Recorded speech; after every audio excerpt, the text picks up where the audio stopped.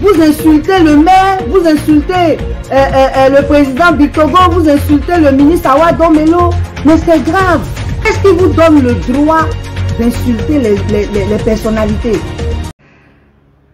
Citoyens, citoyennes, bonjour. Nous sommes aujourd'hui le mardi 15 juillet 2025 et nous sommes très heureux d'être en votre compagnie.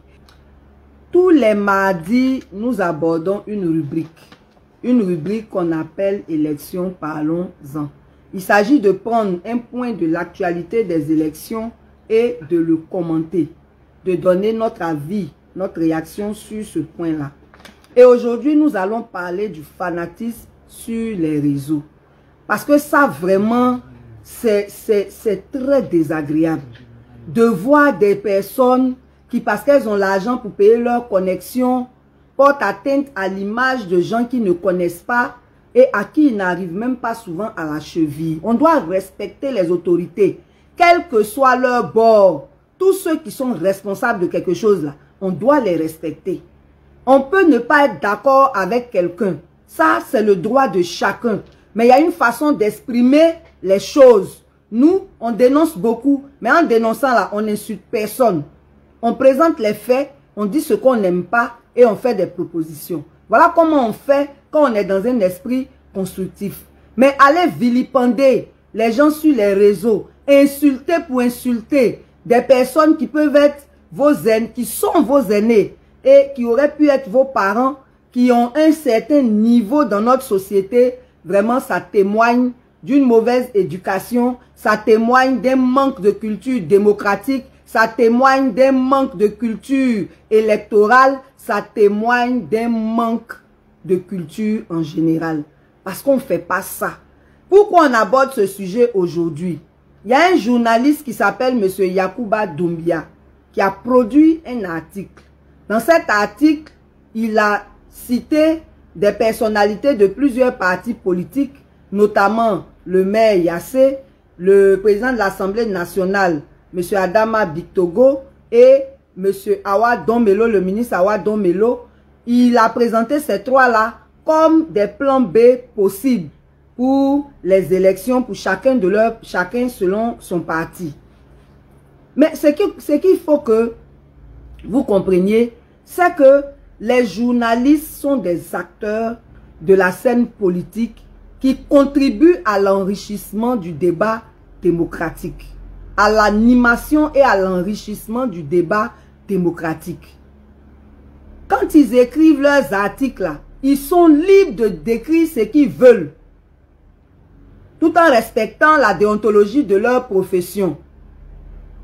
Mais un journaliste se lève, un journaliste RHDP, il fait son analyse, il propose des personnes comme plan B dans leur parti. Mais c'est grave de penser qu'il a consulté ces personnes-là d'abord. Parce qu'on voit sur les réseaux, vous insultez ces personnalités-là en disant qu'ils sont de mèche avec le journaliste. Mais pire, ils sont de mèche avec le RHDP. Parce que c'est un journaliste RHDP.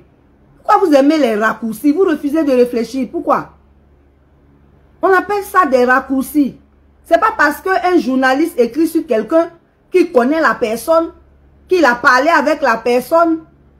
Et pour ça, vous insultez le maire, vous insultez le président Bictogo, vous insultez le ministre Awa Domelo. Mais c'est grave. Qu'est-ce qui vous donne le droit d'insulter les personnalités? Donc vraiment, on voulait insister dessus pour dire que on n'est pas dans la pensée unique. On dit qu'on est dans la démocratie. Quand on est dans la démocratie, là, chacun peut faire les analyses qu'il veut en les soutenant par des arguments. Maintenant, nous qui sommes en face, là, ça peut ne pas nous plaire. C'est aussi notre droit de ne pas l'accepter et de peut-être même répondre, mais toujours dans le respect. Toujours dans le respect. Donc, nous sommes à 3 mois de l'élection présidentielle. Et ce genre de dérive-là, ce n'est pas bien.